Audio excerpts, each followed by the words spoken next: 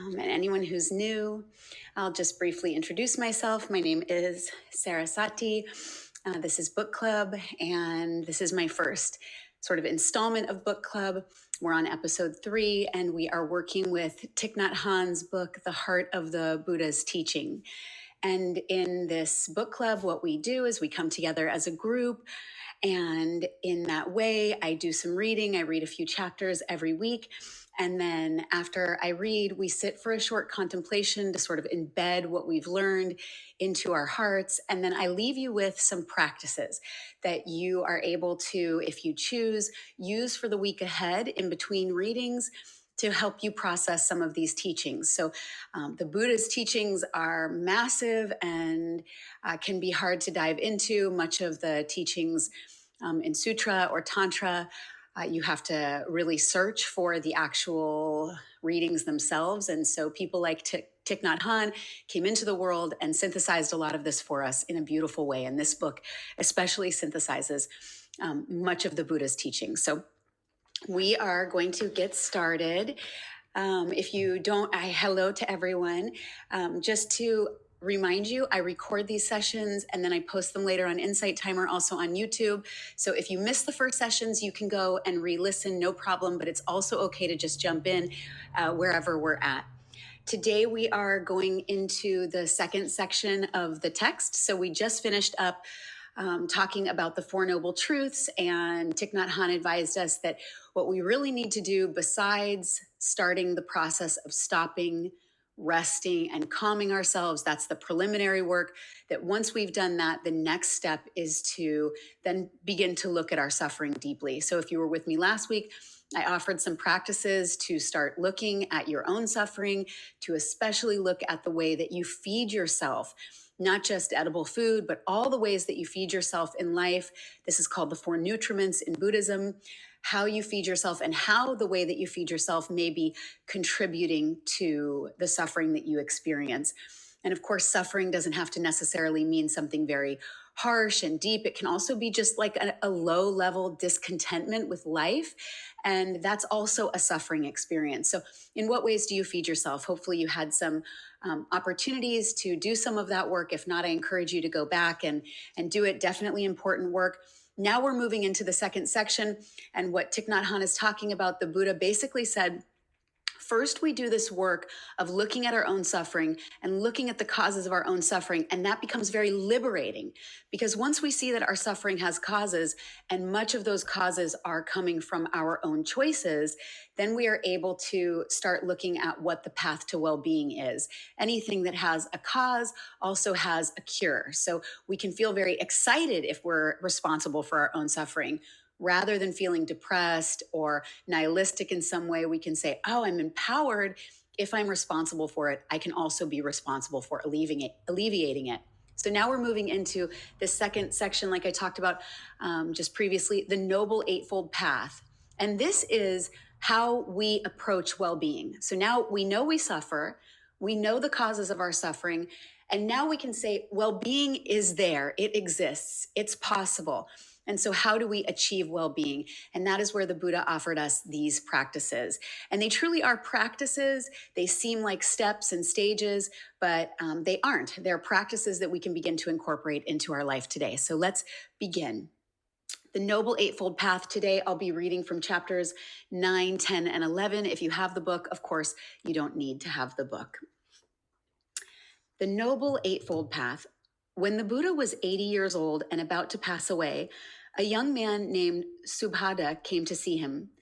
Ananda, the Buddha's attendant, thought it would be too exhausting for his master to see anyone, but the Buddha overheard Subhada's request and said, Ananda, please invite him in. Even as he was dying, the Buddha was willing to give an interview. Subhada asked, World-honored one, are the other religious teachers in Magadha and Koshala fully enlightened? The Buddha knew he had only a short time to live, and that answering such a question would be a waste of precious moments. When you have the opportunity to ask a teacher about the Dharma, ask a question that can change your life. The Buddha replied, Subhada, it is not important whether they are fully enlightened. The question is whether you want to liberate yourself. If you do, practice the Noble Eightfold Path. Wherever the Noble Eightfold Path is practiced, joy, peace, and insight are there. The Buddha offered the Eightfold Path in his first Dharma talk.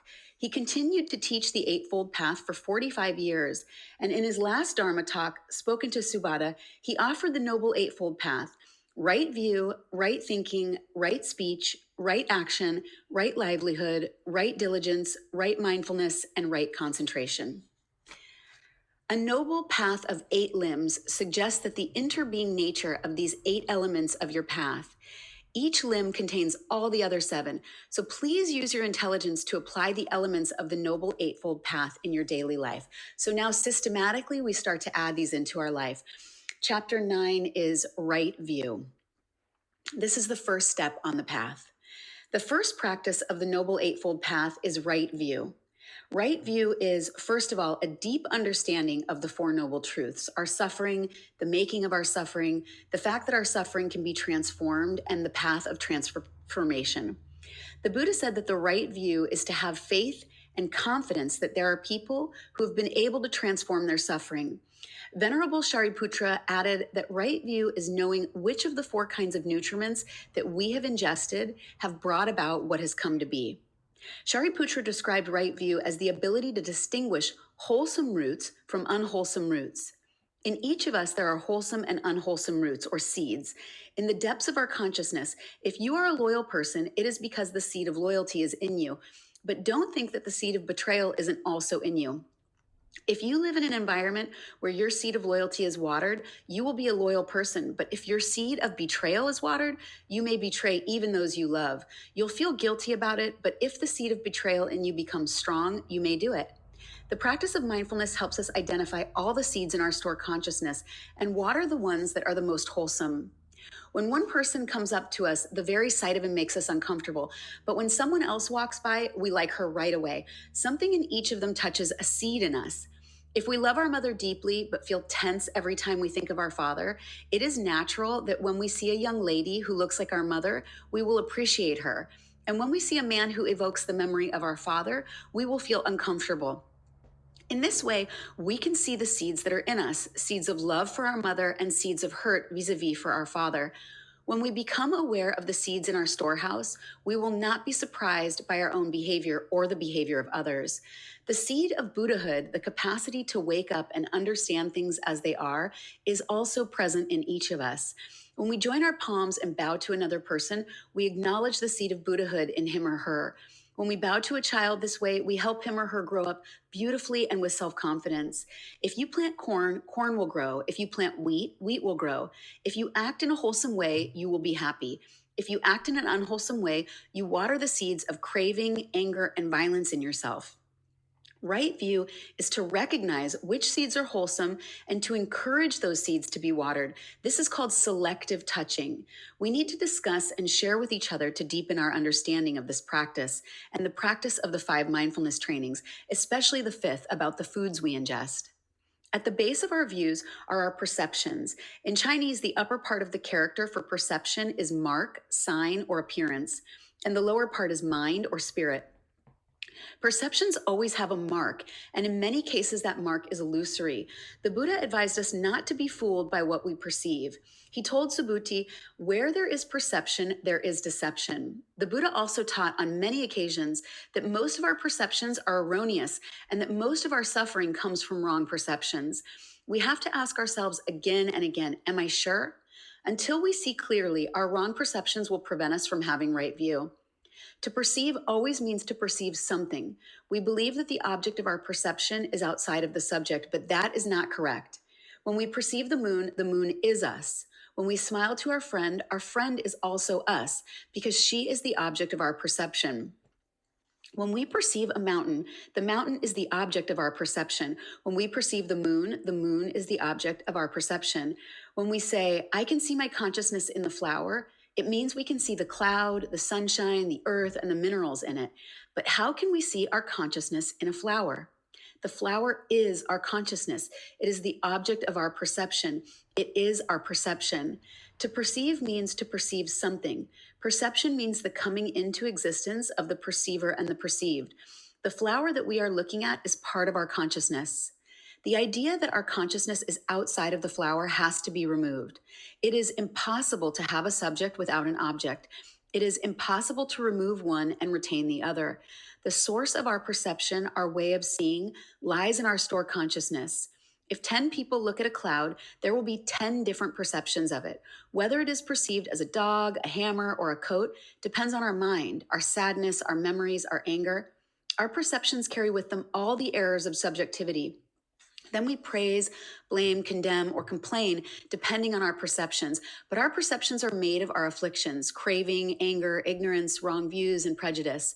Whether we are happy or we suffer depends largely on our perceptions. It is important to look deeply at our perceptions and know their source.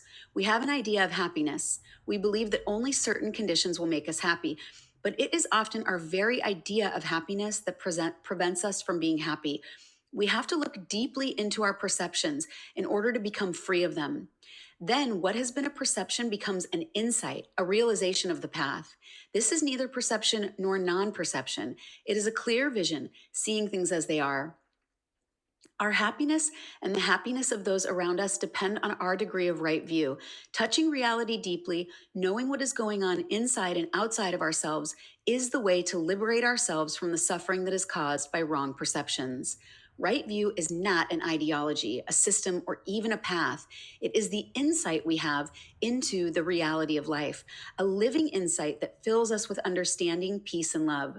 Sometimes we see our children doing things that we know will cause them to suffer in the future, but when we try to tell them, they won't listen. All we can do is to stimulate the seeds of right view in them. And then later, in a difficult moment, they may benefit from our guidance. We cannot explain an orange to someone who has never tasted one. No matter how well we describe it, we cannot give someone else the direct experience. He has to taste it for himself. As soon as we say a single word, he is already caught. Right view cannot be described. We can only point in the correct direction. Right view cannot even be transmitted by a teacher. A teacher can help us identify the seed of right view that is already in our garden and help us have the confidence to practice, to entrust that seed to the soil of our daily life. But we are the gardeners. We have to learn how to water the wholesome seeds that are in us so they will bloom into the flowers of right view. The instrument for watering wholesome seeds is mindful living, mindful breathing, mindful walking, living each moment of our day in mindfulness. At a peace rally in Philadelphia in 1966, a reporter asked me, "Are you from North or South Vietnam?" If I had said I was from the North, he would have thought I was pro-communist. And if I had said I was from the South, he would have thought I was pro-American. So I told him, I am from the center. I wanted to help him let go of his notions and encounter the reality that was right in front of him. This is the language of Zen.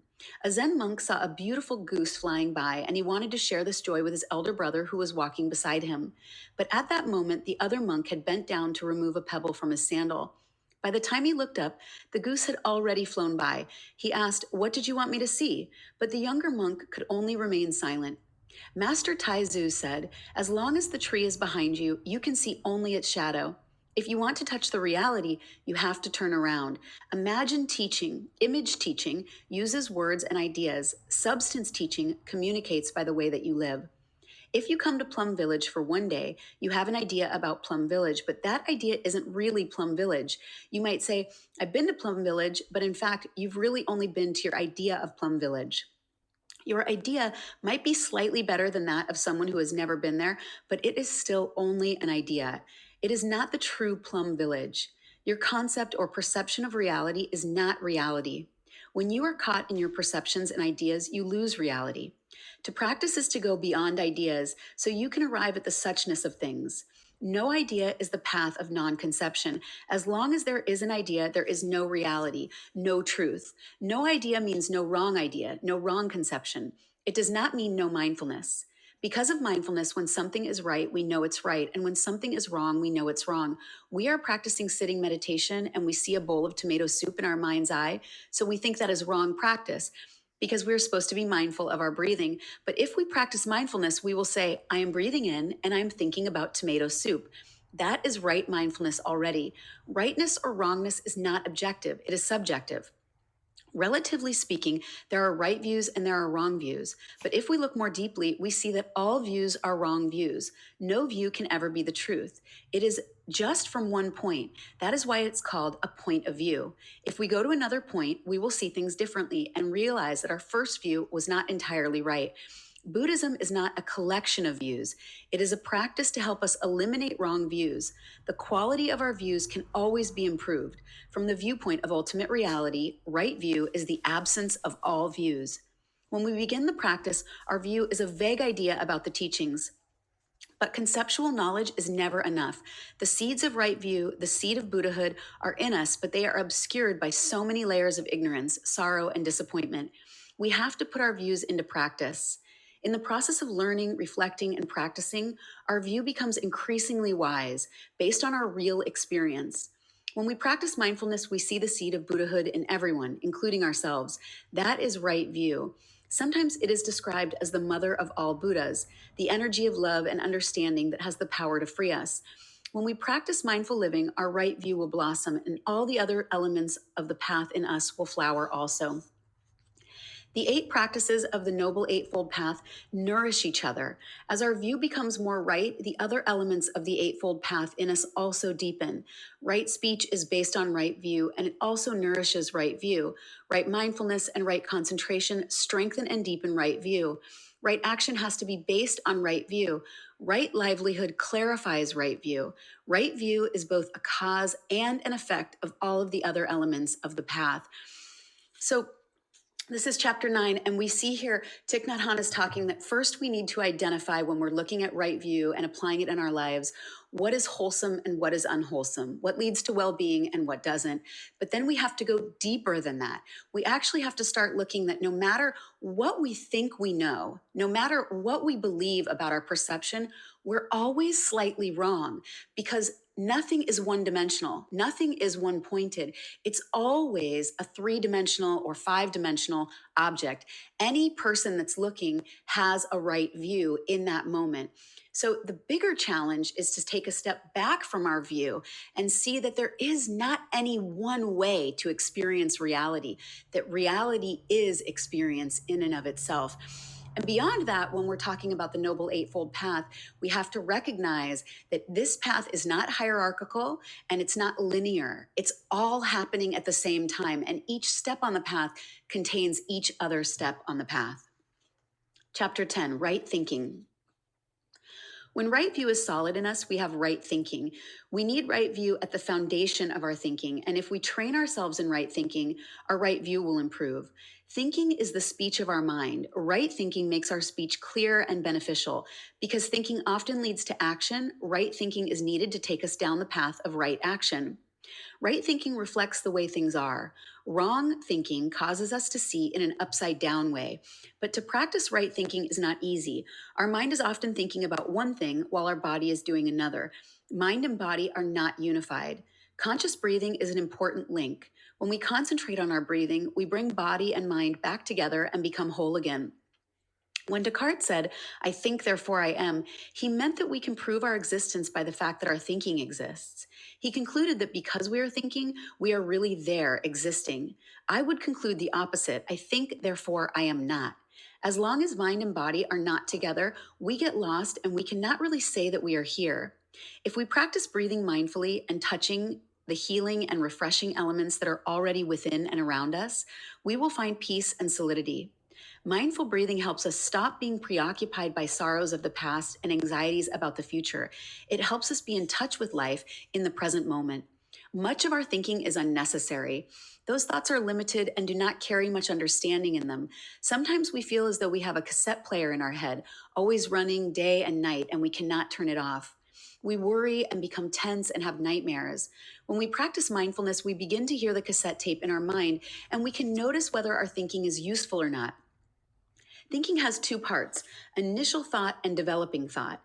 An initial thought is something like, this afternoon, I have to turn in an essay for literature class. The development of this thought might be to wonder whether we are doing the assignment correctly, whether we should read it one more time before turning it in, whether our teacher will notice if we hand it in late, and so on. Vitarka is the original thought. Vichara is the development of the original thought. In the first stage of meditative concentration, both kinds of thinking are present. In the second stage, neither is there. We're in deeper contact with reality, free of words and concepts. While walking in the woods with a group of children last year, I noticed one of the little girls thinking for a long time. Finally, she asked me, "Grandfather Monk, what color is that tree's bark?" It is the color that you see, I told her. I wanted her to enter the wonderful world that was right in front of her. I did not want to add another concept. There are 4 practices related to right thinking. 1, are you sure? If there is a rope in your path and you perceive it as a snake, fear-based thinking will follow. The more erroneous your perception, the more incorrect your thinking will be. Please write the words, "Are you sure?" on a large piece of paper and hang it where you will see it often. Ask yourself this question again and again. Wrong perceptions cause incorrect thinking and unnecessary suffering. 2, what am I doing? Sometimes I ask one of my students, "What are you doing?" to help him release his thinking about the past or the future and return to the present moment. I ask the question to help him be right here, right now. To respond, he only needs to smile. That alone would demonstrate his true presence. Asking yourself, "What am I doing?" will help you overcome the habit of wanting to complete things quickly. Smile to yourself and say, "Washing this dish is the most important job in my life." When you ask, "What am I doing?" reflect deeply on the question. If your thoughts are carrying you away, you need mindfulness to intervene. When you are really there, washing the dishes can be a deep and enjoyable experience. But if you wash them while thinking about other things, you are wasting your time and probably not washing the dishes well either. If you are not there, even if you wash 84,000 dishes, your work will be without merit. Emperor Wu asked Bodhidharma, the founder of Zen Buddhism in China, how much merit he had earned by building temples all over the country. Bodhidharma said, "None whatsoever. But if you wash one dish in mindfulness, if you build one small temple while dwelling deeply in the present moment, not wanting to be anywhere else, not caring about fame or recognition, the merit from that act will be boundless and you will feel very happy." Ask yourself, what am I doing often? When your thinking is not carrying you away and you do things in mindfulness, you will be happy and a resource for many others. 3, hello, habit energy. We need to stick to our habits, we tend to stick to our habits, even the ones that cause us to suffer. Workaholism is one example. In the past, our ancestors may have had to work nearly all the time to put food on the table, but today our way of working is rather compulsive and prevents us from having real contact with life. We think about our work all the time and we don't even have time to breathe. We need to find moments to contemplate the cherry blossoms and drink our tea in mindfulness. Our way of acting depends on our way of thinking, and our way of thinking depends on our habit energies. When we recognize this, we only need to say, "Hello, habit energy," and make good friends with our habitual patterns of thinking and acting. When we can accept these ingrained thoughts and not feel guilty about them, they will lose much of their power over us. Right thinking leads to right action. 4, Bodhichitta. Our mind of love is the deep wish to cultivate understanding in ourselves in order to bring happiness to many beings. It is the motivating force for the practice of mindful living. With bodhicitta at the foundation of our thinking, everything we do or say will help others be liberated. Right thinking also gives rise to right diligence. The Buddha offered many ways to help us transform troublesome thoughts. One way, he said, is to replace an unwholesome thought with a wholesome one by changing the peg. Just as a carpenter replaces a rotten peg by hammering in a new one, if we are constantly assailed by unwholesome patterns of thought, we need to learn how to change the peg and replace those patterns with wholesome thoughts. The Buddha also likened unwholesome thinking to wearing a dead snake around your neck. The easiest way, he said, to keep unwholesome thoughts from arising is to live in a wholesome environment, a community that practices mindful living. With the help and presence of Dharma sisters and brothers, it is easy to sustain right thinking. Dwelling in a good environment is preventative medicine. Right thinking is thinking that is in accord with right view. It is a map that can help us find our way. But when we arrive at our destination, we need to put down the map and enter the reality fully. Think non-thinking is a well-known statement in Zen. When you practice right view and right thinking, you dwell deeply in the present moment where you can touch seeds of joy, peace, and liberation, heal and transform your suffering, and be truly present for many others. So this chapter goes from perception to thought, and now we're really becoming scientists of our mind, and we're starting to investigate and see more clearly that much of our thinking is not only useless, but much of it also leads us down a path of negativity and keeps us locked in cycles of habit energy. And so Thich Nhat Hanh offers us these 4 practices from the Buddhist teachings, and they are to question ourselves regularly about the way that we're thinking in ways that first we ask, am I right? Is my thought even right? And next we ask ourselves, what am I even doing? And then from there, we begin to investigate further, with the final step being, is this a compassionate thought or not? So that third step, what habit energies are ruling me right now? I had to jog my memory. So, what am I doing? Am I right? What habit energies are ruling me? And am I even thinking with a compassionate mind? And these questions that we can check in with ourselves about, they are not just practices of right thinking, they also begin to put us deeper into mindfulness and daily mindfulness and living in a more mindful way. So, these are sort of like bells being rung. And when the bell is rung, it brings your mind back to the present moment and back to looking at things exactly as they are. The next chapter, Right Mindfulness, is pretty long. So if you remember last week, I talked about how to listen. Just relax. Just let the words come and don't allow yourself to strive too hard or work too hard. If you do or don't understand, just let yourself be present for the words. Right mindfulness is at the heart of the Buddha's teachings. Traditionally, right mindfulness is the seventh on the path of 8 right practices, but it is presented here third to emphasize its great importance. When right mindfulness is present, the Four Noble Truths and the 7 other elements of the Eightfold Path are also present. When we are mindful, our thinking is right thinking, our speech is right speech, and so on. Right mindfulness is the energy that brings us back to the present moment. To cultivate mindfulness in ourselves is to cultivate the Buddha within, to cultivate the Holy Spirit. According to Buddhist psychology, the trait attention is universal, which means we are always giving our attention to something. Our attention may be appropriate, as when we dwell fully in the present moment, or inappropriate, as when we are attentive to something that takes us away from being here and now. A good gardener knows the way to grow flowers from compost. Right mindfulness accepts everything without judging or reacting. It is inclusive and loving. The practice is to find ways to sustain appropriate attention throughout the day. The Sanskrit word for mindfulness, smriti, means remember. Mindfulness is remembering to come back to the present moment. The character the Chinese use for mindfulness has 2 parts. The upper part means now, and the lower part means mind or heart. The first miracle of mindfulness is to be present and able to touch deeply the blue sky, the flower, and the smile of our child. The second miracle of mindfulness is to make the other, the sky, the flower, our child, present also. In the Vietnamese epic poem Tale of Kieu, Kieu returns to the apartment of her beloved Kim Trong and finds him fast asleep at his desk, his head resting on a pile of books. Kim Trong hears Kieu's footsteps, but not quite awake. He asks, "Are you really there, or am I dreaming?" Q replies, "Now we have the opportunity to see each other clearly, but if we do not live deeply this moment, it will be only a dream. You and your loved one are here together. You have the chance to see each other deeply, but if you are not fully present, everything will be like a dream." The third miracle of mindfulness is to nourish the object of your attention. When was the last time you looked into the eyes of your beloved and asked, "Who are you, my darling?" Don't be satisfied by a superficial answer. Ask again, who are you who has taken my suffering as your suffering, my happiness as your happiness, my life and death as your life and death?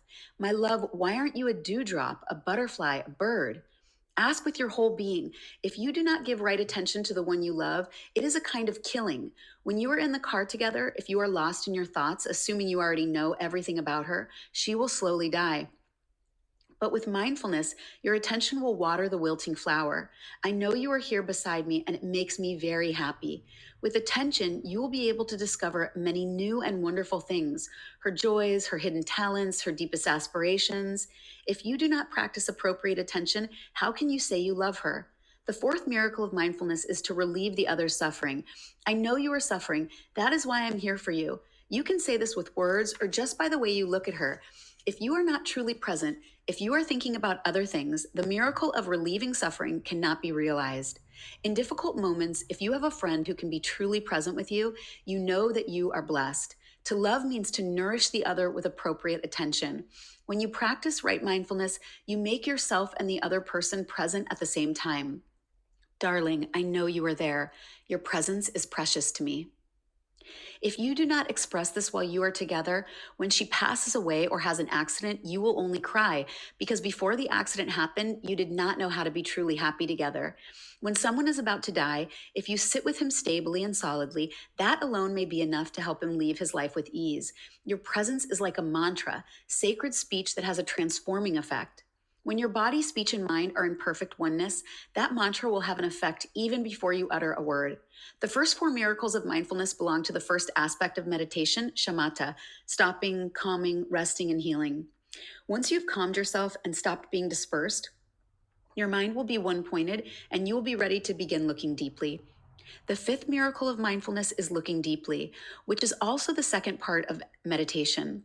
Because you are calm and concentrated, you are really there for deep looking. You shine the light of mindfulness on the object of your attention, and at the same time, you shine the light of mindfulness on yourself.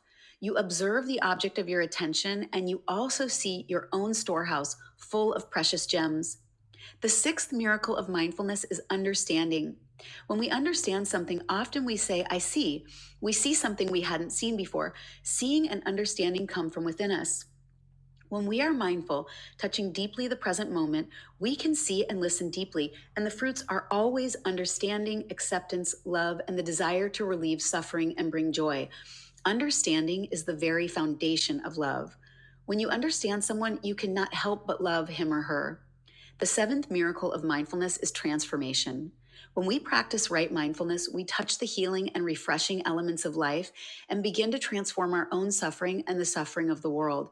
We want to overcome a habit, such as smoking, for the health of our body and mind. When we begin the practice, our habit energy is still stronger than our mindfulness, so we don't expect to stop smoking overnight. We only have to know that we are smoking when we are smoking. As we continue to practice looking deeply and seeing the effects that smoking has on our body, mind, family, and community, we become determined to stop. It is not easy, but the practice of mindfulness helps us see the desire and the effects clearly, and eventually we will find a way to stop. Sangha is important. One man who came to Plum Village had been trying to stop smoking for years, but he couldn't. At Plum Village, he stopped his first day because the group energy was so strong. No one is smoking here. Why should I? It can take years to transform a habit energy, but when we do, we stop the wheel of samsara, the vicious cycle of suffering and confusion that has gone on for so many lifetimes. Practicing the seven miracles of mindfulness helps us lead a happy and healthy life, transforming suffering and bringing forth peace and joy and freedom. In the Discourse on the Four Establishments of Mindfulness, the Buddha offers four objects for our mindfulness practice: our body, our feelings, our mind, and the objects of our mind. Monks and nuns in many Buddhist countries memorize this discourse, and it is the text that is read to them as they leave this life. It is helpful to read the Discourse on the Four Establishments of Mindfulness at least once a week, along with the Discourse on the Full Awareness of Breathing and the Discourse on Knowing the Better Way to Live Alone. You might like to keep these three books by your bedside and take them with you when you travel. The four establishments of mindfulness are the foundation of our dwelling place. Without them, our house is abandoned. No one is sweeping, dusting, or tidying up. Our body becomes unkempt, our feelings full of suffering, and our mind a heap of afflictions. When we are truly home, our body, mind, and feelings will be a place of refuge for ourselves and others. The first establishment is mindfulness of the body in the body. Many people hate their bodies. They feel their body is an obstacle and they want to mistreat it. When Sister Gina, a nun at Plum Village, teaches yoga, she always begins by saying, let us be aware of our bodies. Breathing in, I know I am standing here in my body. Breathing out, I smile to my body. Practicing this way, we renew our acquaintance with our body and make peace with it. In the Gata Sati Sutta, the Buddha offers methods to help us know what is happening in our body. We observe non-dualistically, fully in our body, even as we observe it. We begin by noting all of our body's positions and movements. When we sit, we know we are sitting. When we stand, walk, or lie down, we know we are standing, walking, or lying down. When we practice this way, mindfulness is there. This practice is called mere recognition. The second way the Buddha taught us to practice mindfulness of the body in the body is to recognize all of our body's parts, from the top of our head to the soles of our feet. If we have blonde hair, we recognize and smile to that. If we have gray hair, we recognize and smile to that. We observe whether our forehead is relaxed and whether it has wrinkles. With our mindfulness, we touch our nose, mouth, arms, hearts, lungs, blood, and so on.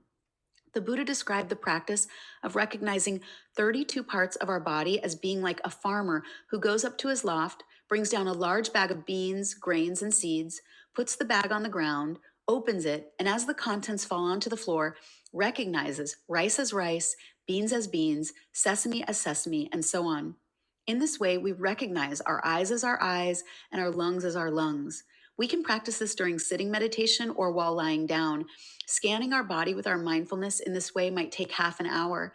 As we observe each part of our body, we smile to it. The love and care of this meditation can do the work of healing. The third method the Buddha offered for practicing mindfulness of the body in the body is to see the elements that it is made of: earth, water, fire, and air. Breathing in, I see the earth element in me. Breathing out, I smile to the earth element in me. Earth element refers to things that are solid. When we see the earth element inside and outside of us, we realize that there is really no boundary between us and the rest of the universe. Next, we recognize the water element inside and outside of us. Breathing in, I am aware of the element of water in my body. We meditate on the fact that our body is more than 70% water. After that, we recognize the fire element, which means heat inside and outside of us. For life to be possible, there must be heat. Practicing this, we see over and over that the elements inside and outside of our body belong to the same reality, and we are no longer confined by our body. We are everywhere. The fourth element of our body is air. The best way to experience the air element is the practice of mindful breathing. Breathing in, I know I am breathing in. Breathing out, I know I am breathing out. After saying these sentences, we can abbreviate them by saying in as we breathe in and out as we breathe out. We don't try to control our breathing. Whether our in-breath is long or short, deep or shallow, we just breathe naturally and shine the light of mindfulness on it. When we do this, we notice that, in fact, our breathing does become slower and deeper naturally. Breathing in, my in-breath has become deep. Breathing out, my out-breath has become slow. Now we can practice deep, slow. We don't have to make an effort. It just becomes deeper and slower by itself, and we recognize that.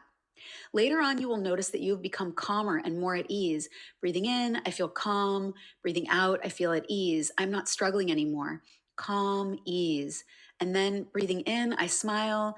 Breathing out, I release all of my worries and anxieties. Smile, release.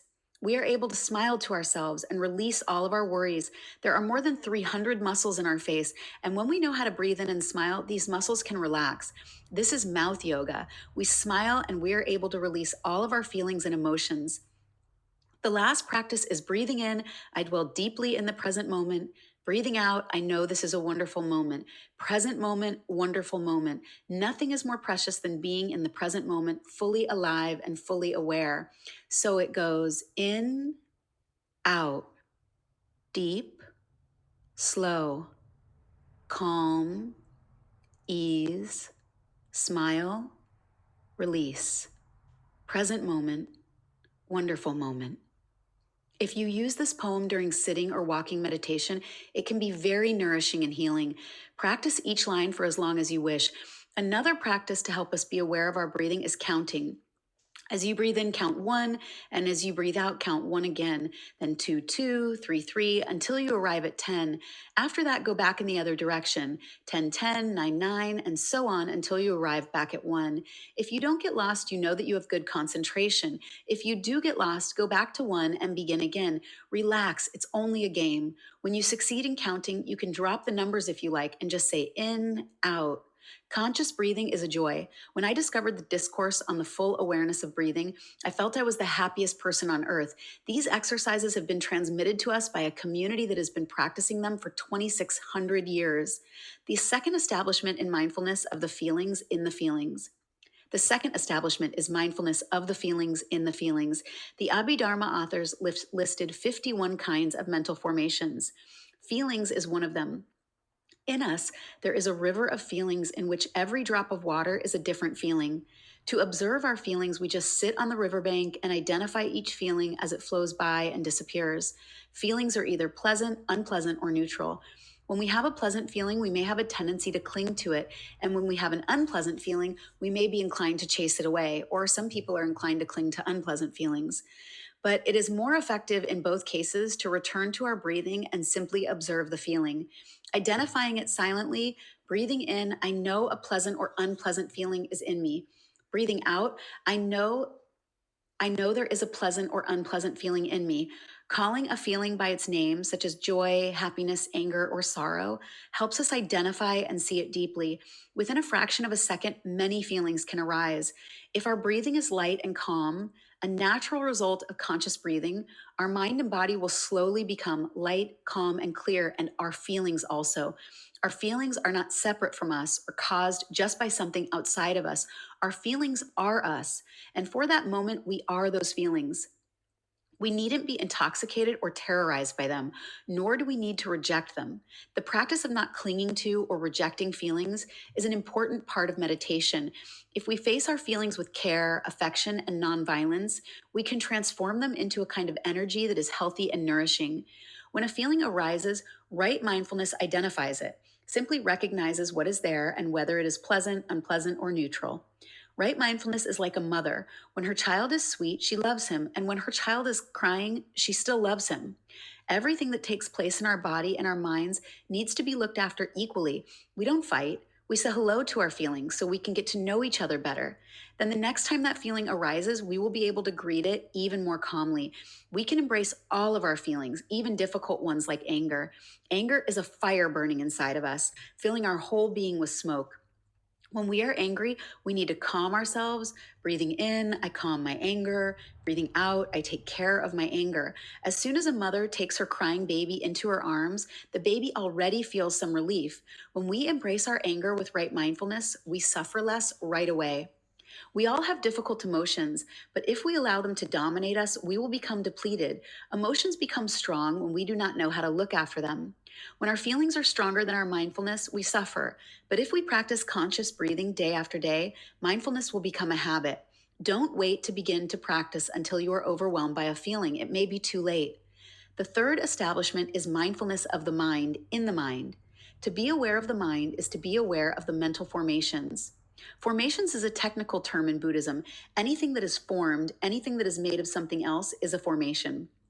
A flower is a formation, our anger is a formation, a mental formation. Some mental formations are present all of the time and are called universal: contact, attention, feeling, perception, and volition. Some arise only under particular circumstances like zeal, determination, mindfulness, concentration, and wisdom. Some are uplifting and help us transform our suffering, and others are heavy and imprison us in our suffering. There are mental formations that are sometimes wholesome and sometimes unwholesome, such as sleepiness, regret, initial thinking, and developing thought. When our body and mind need rest, sleep is wholesome, but if we sleep all the time, it can be unwholesome. If we hurt someone and regret it, that regret is wholesome, but if our regret leads to a guilt complex that colors whatever we do in the future, that regret can be called unwholesome. When our thinking helps us see clearly, it is beneficial. But if our mind is scattered in all directions, that thinking is unbeneficial. There are many beautiful aspects of our consciousness like faith, humility, self-respect, non-craving, non-anger, non-ignorance, diligence, ease, care, equanimity, and non-violence. Unwholesome mental formations, on the other hand, are like a tangled ball of string. When we try to untangle it, we only wind it around ourselves until we cannot move. These mental formations are sometimes called afflictions because they bring pain to others and ourselves. Sometimes they are called obscurations because they confuse us and make us lose our way. Sometimes they are called leaks or setbacks because they are like a cracked vase. The basic unwholesome mental formations are greed, hatred, ignorance, pride, doubt, and views. The secondary unwholesome mental formations arising from the basic ones are anger, malice, hypocrisy, malevolence, jealousy, selfishness, deception, guile, unwholesome excitement, the wish to harm, immodesty, arrogance, dullness, agitation, lack of faith, indolence, carelessness, forgetfulness, distraction, and lack of attention. According to the Vijnanavada school of Buddhism, although there are 51 kinds of mental formations, including feelings, since feeling is by itself the second establishment of mindfulness, the other 50 fall into the category of the third establishment of mindfulness. Every time a mental formation arises, we can practice mere recognition. When we are agitated, we just say, I'm agitated, and mindfulness is already there. Until we recognize agitation as agitation, it will push us around and we will not know what is going on or why. To practice mindfulness of the mind does not mean not to be agitated. It means that when we are agitated, we know that we are agitated. Our agitation has a good friend in us, and that is mindfulness. Even before agitation manifests in our mind consciousness, it is already in our store consciousness in the form of a seed. All mental formations lie in our store consciousness in the form of seeds. Something someone does may water the seed of agitation, and then agitation manifests in our mind consciousness. Every mental formation that manifests needs to be recognized. If it is wholesome, mindfulness will cultivate it. If it is unwholesome, mindfulness will encourage it to return to our store consciousness and remain dormant. We may think that our agitation is ours alone, but if we look carefully, we'll see that it is our inheritance from a whole society and many generations of our ancestors. Individual consciousness is made of the collective consciousness, and the collective consciousness is made of individual consciousnesses. They cannot be separated. Looking deeply into our individual consciousness, we touch the collective consciousness. Our ideas of beauty, goodness, and happiness, for example, are also the ideas of our society. Every winter, fashion designers show us the fashions for the coming spring, and we look at their creations through the lens of our collective consciousness. When we buy a fashionable dress, it's because we see with the eye of the collective consciousness. Someone who lives deep in the upper Amazon would not spend that amount of money to buy such a dress. She would not even see it as beautiful. When we produce a literary work, we produce it with both our collective consciousness and our individual consciousness. We usually describe mind consciousness and store consciousness as two different things, but store consciousness is just mind consciousness at a deeper level.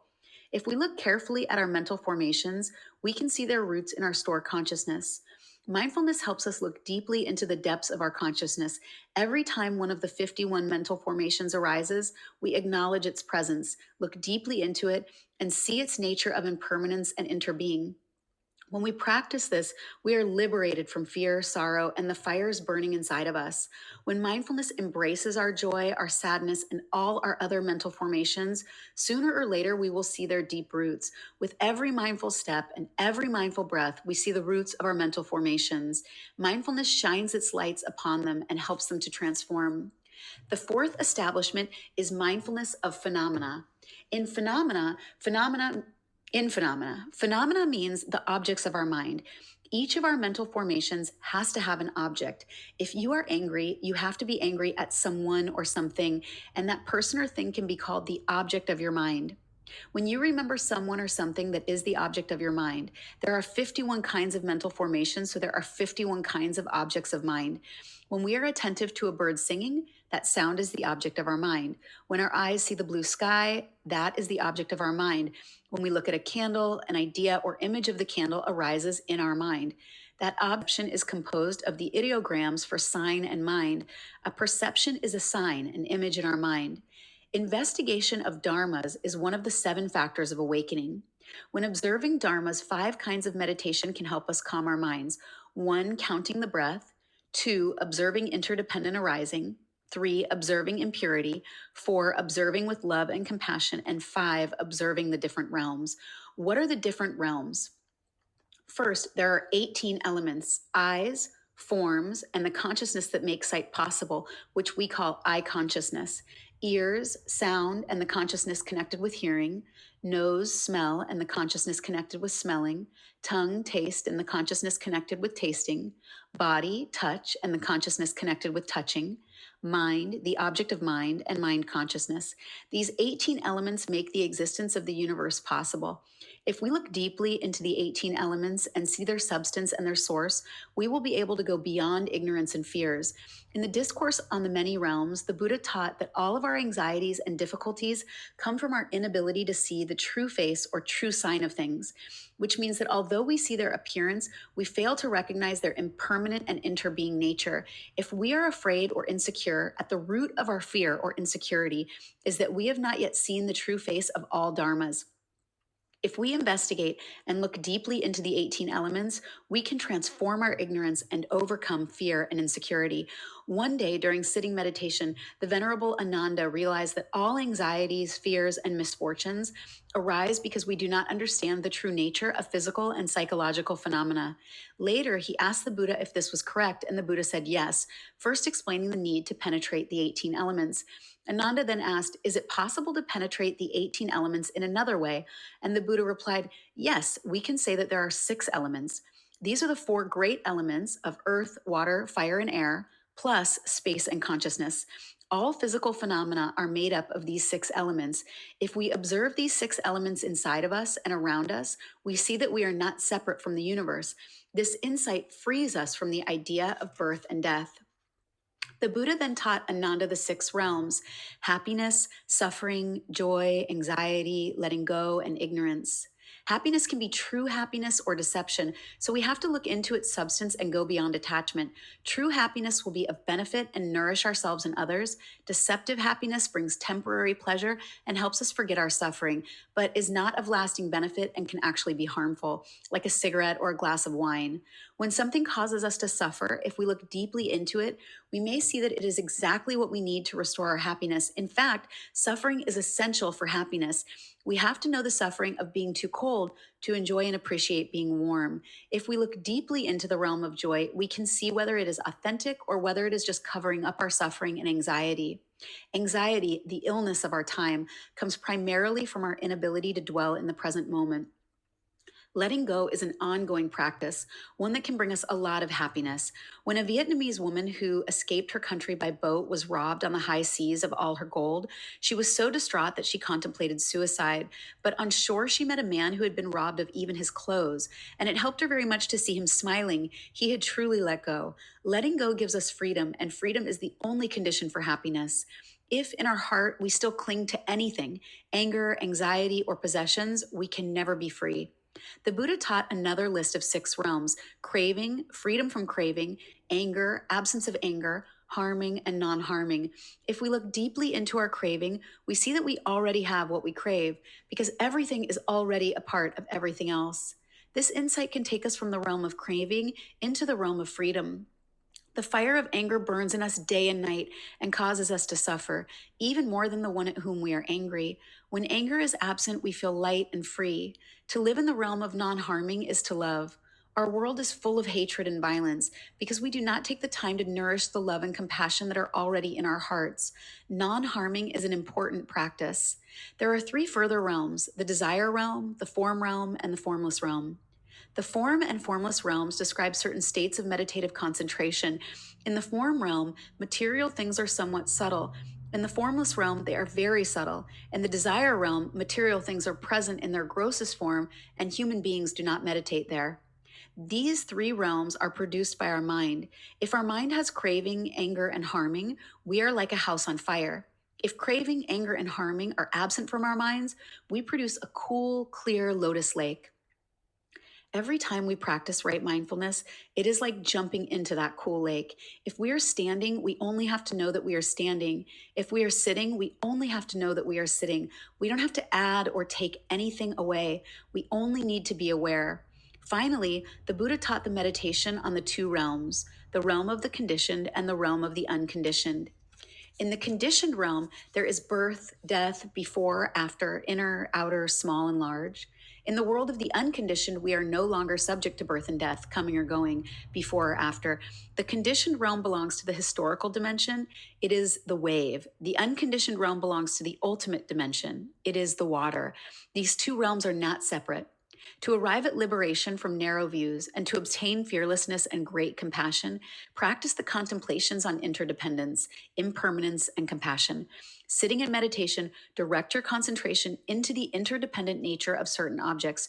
Remember that the subject of knowledge cannot exist independently from the object of knowledge. To see is to see something. To hear is to hear something. To be angry is to be angry about something. Hope is hope for something. Thinking is thinking about something. When the object of knowledge is not present, there can be no subject. Meditate and see the interbeing of the subject and the object.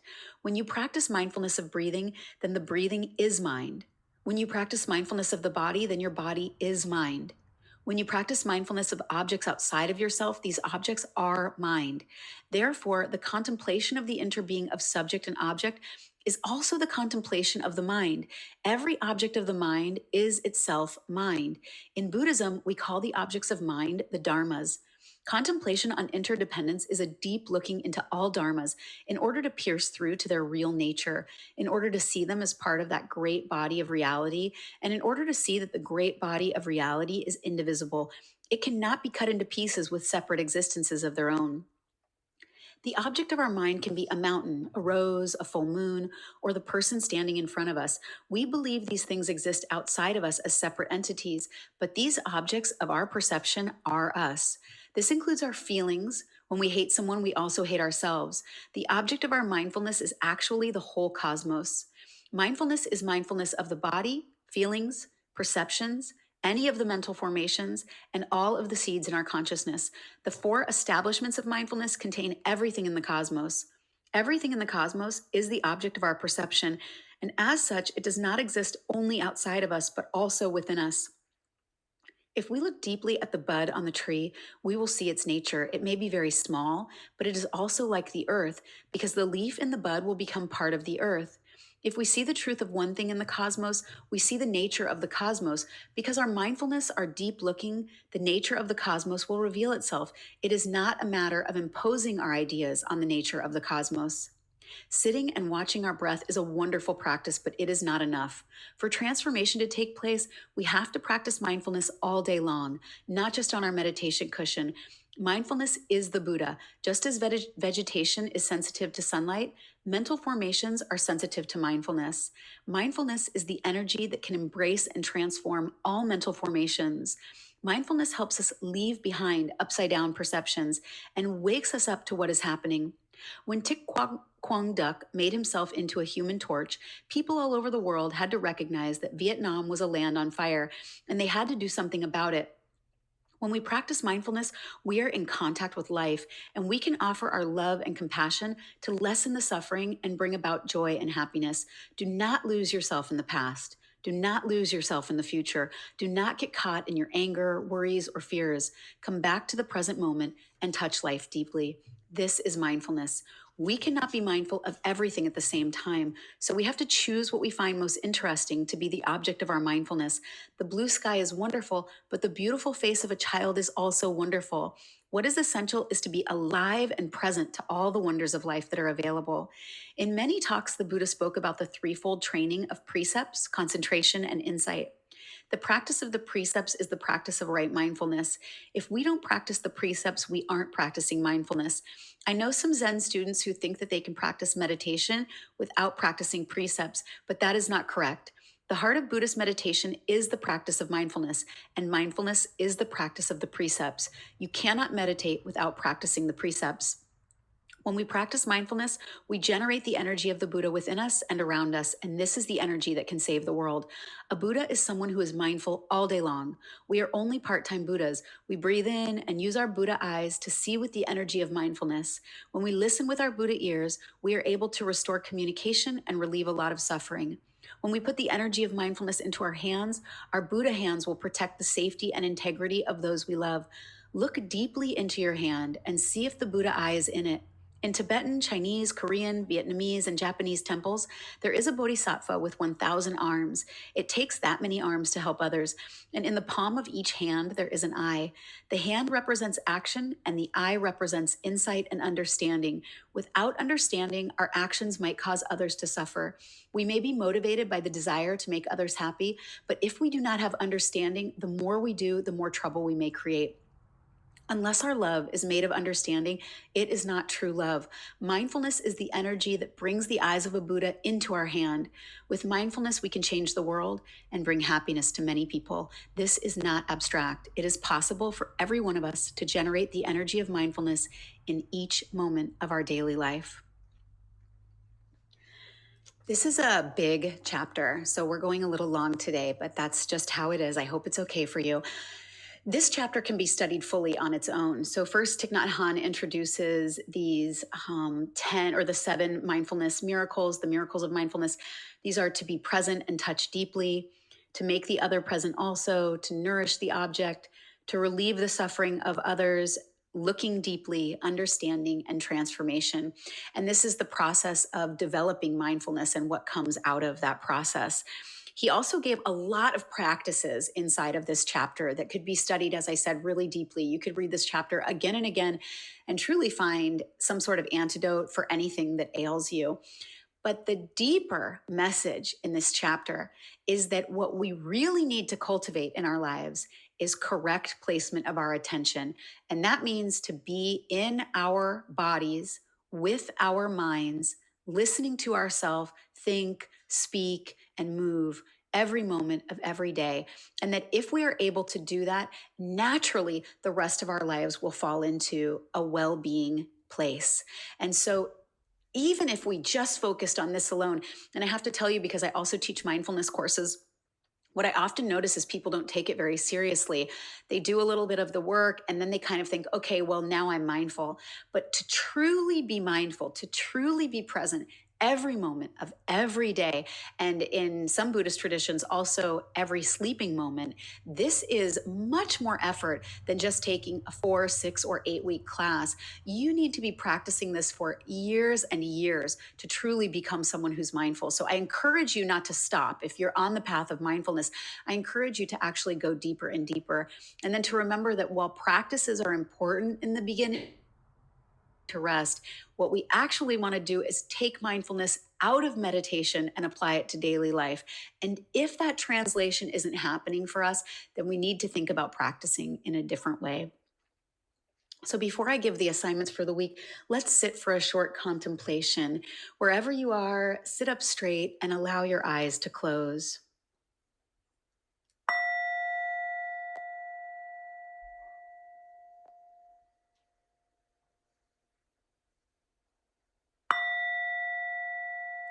Just listen.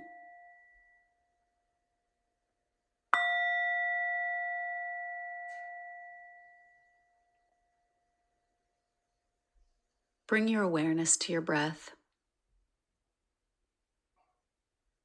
Feel the air as it comes in and experience the air as it goes out.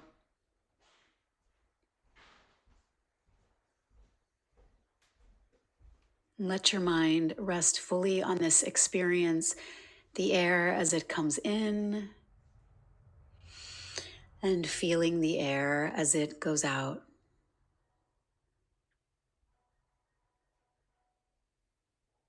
As you observe your breathing in this way, notice that at the same time, many other things are happening in and around you. And keep your mind focused on this experience of the breath, feeling the air as it comes in and the air as it goes out.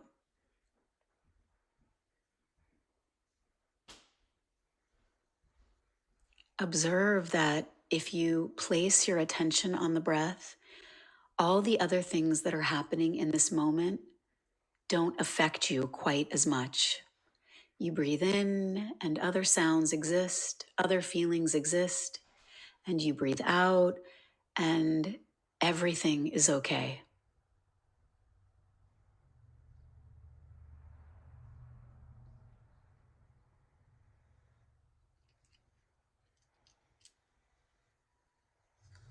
Keep this gentle focus on the breath, not needing to change anything at all. And then begin to investigate the contents of your mind, asking yourself first, what are your perceptions about meditation? What are your perceptions about yourself inside of the practice of meditation?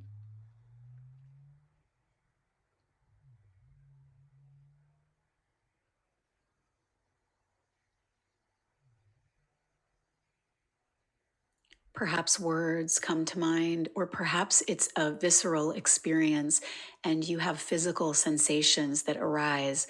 Allow everything to be okay as you continue to notice the air as it comes in and the air as it goes out. First, exploring your perceptions around yourself and meditation, and then asking the question, are you sure these perceptions are correct?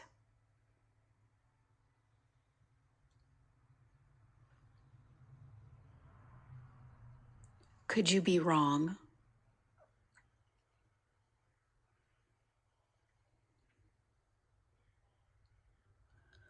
When you practice meditation, where does your mind go?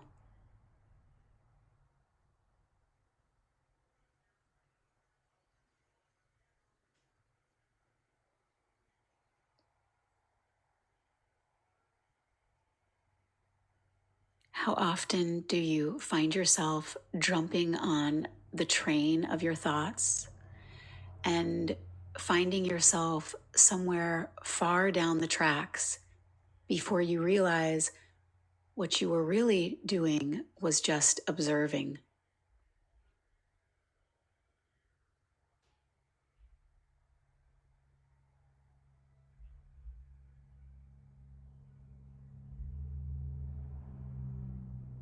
Do you have habitual tendencies inside of your practice? Do you find you get bored or restless? Do you often forget what it is you are practicing in the first place? How do these habitual tendencies affect your practice?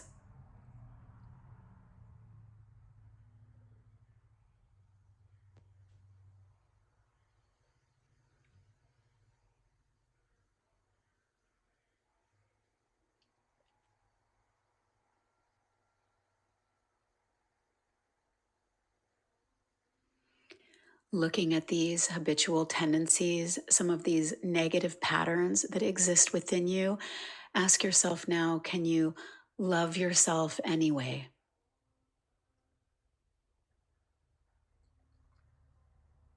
Can you love yourself in your fullness? Ask this question, feel the answer. What is your mind telling you?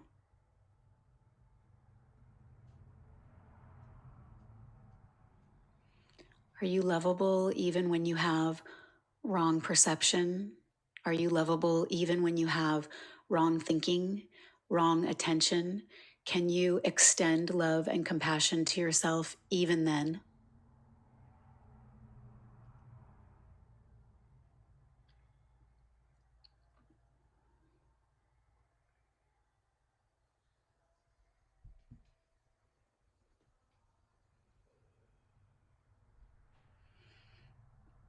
Regardless of if the answer is yes or no, you can or you cannot seem to love yourself inside of your flaws. Explore how whatever your answer was impacts not only you and your ability to practice, but also impacts all of the people around you.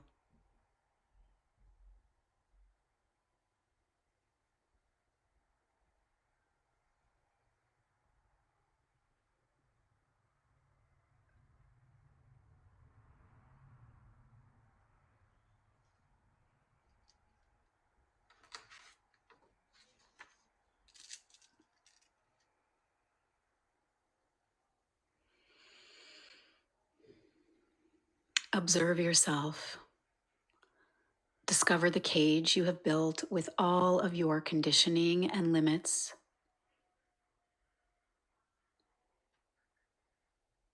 As you observe in this way, do not try to become something other than you are in an effort to be lovable. Let the effort be towards loving yourself exactly as you are in this moment.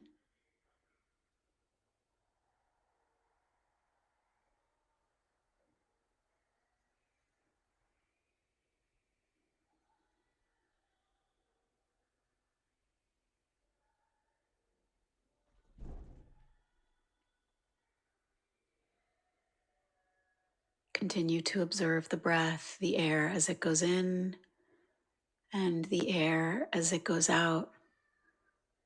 And open your heart to all of your experiences.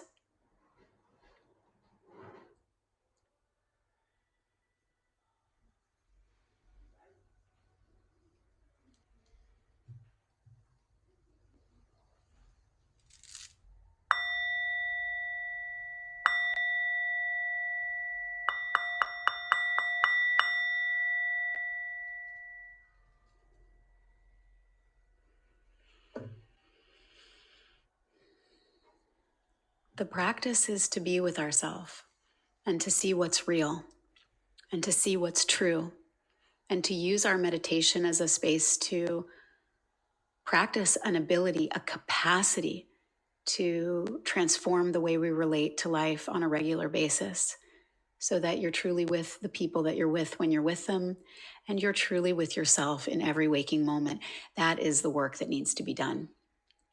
So the practice for the week, if you are playing along with me, the practice for the week, I want you to print these 4 questions. These came from chapter 10. I want you to print these 4 questions on many pieces of paper. So you'll put all 4 questions on a few different pieces of paper, and I want you to place them around yourself. So whether it's in your house, at your place of work, in your car, places that you will see them regularly. And you can imagine these will be like little bells. You can even set reminders in your phone that pop up with these 4 questions. And whenever you see these 4 questions, whenever this reminder pops up in your life, in your eyes, I want you to stop. I want you to take 5 deep, mindful breaths. And I want you to truly ask yourself the 4 questions and contemplate the answers. So the first question is, am I sure? The second question is, what am I doing? The third question is, what habit energies are ruling me right now? And the fourth question is, can I love myself and others more because we are flawed? So am I sure? What am I doing? What habit energies are ruling me right now? And can I love myself and others more because of our flaws? And so I want you to put these 4 questions on many pieces of paper, put them all over your house. I want you to use them as bells in your life to remind you, not just to investigate your right view, not just to investigate your right thinking, but to bring you back into the present moment every time you may be lost, and to use this as a practice to cultivate mindfulness in your daily life. So now we're beginning to introduce well-being into our lives. We're walking the Noble Eightfold path. We understand the 4 Noble Truths, and we're starting to investigate, if we know we suffer, if we know the causes of our suffering, how is it that we can alleviate our suffering? The questions one more time. Yep, no problem. The questions are, am I sure? That's one. Number 1, am I sure? Second question is, what am I doing?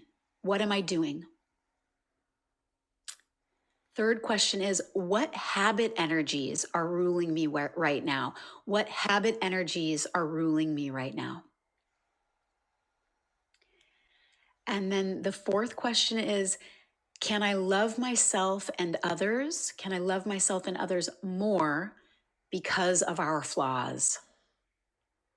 Am I sure? What am I doing? What habit energies are ruling me? Can I love myself and others more because of our flaws? And so again, you see this, maybe you post it next to your bed, you see it when you wake up, maybe you post it next to your desk, you see it when you get to work or on top of your laptop, you see it when you open your computer. As soon as you see it, you stop. It doesn't take a lot of time, so it's not going to take time out of your daily life.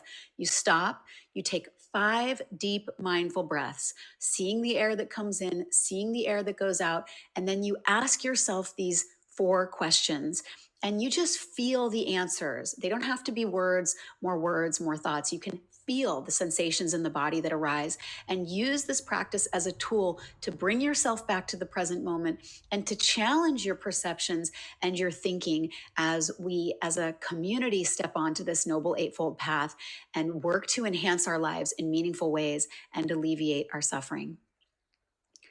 Again, I'm recording these sessions. So this is episode 3, and this will be up on Insight Timer within the week. As an audio version, it will be on YouTube, on my personal YouTube channel after today. And so you can watch it or you can listen again. I really appreciate your time and energy. I really appreciate doing this work with a community of people. I wish we could see each other so that we could really communicate and digest some of this work in a dialogue. That would be so incredible. But for now, this is what we have. So this is where we're at. Thank you so much for joining me. Oh, yeah. And if it's your first time here, no problem. Lots of recordings, so you can go back. The book is called The Heart of the Buddha's Teaching. It's timely that I chose this book because, of course, Thich Nhat Hanh has just recently passed out of his form body. And so a real blessing to be able to share this work with the world. It's an excellent book. a lot of practices. If you need some specific practices or you need some specific help, please try to find me. I started a group. I don't know how groups work, so I'm really just trying to like figure it out. And I started a group on Insight Timer for this book club. And if you want to go in there and ask some questions, I would love to engage with people. So please feel free. Also, you can find me on the internets anywhere, and you will be able to connect with me, email or Instagram or something like that. Until next time, live mindfully, be well, happy Sunday, and I hope to see you next week here.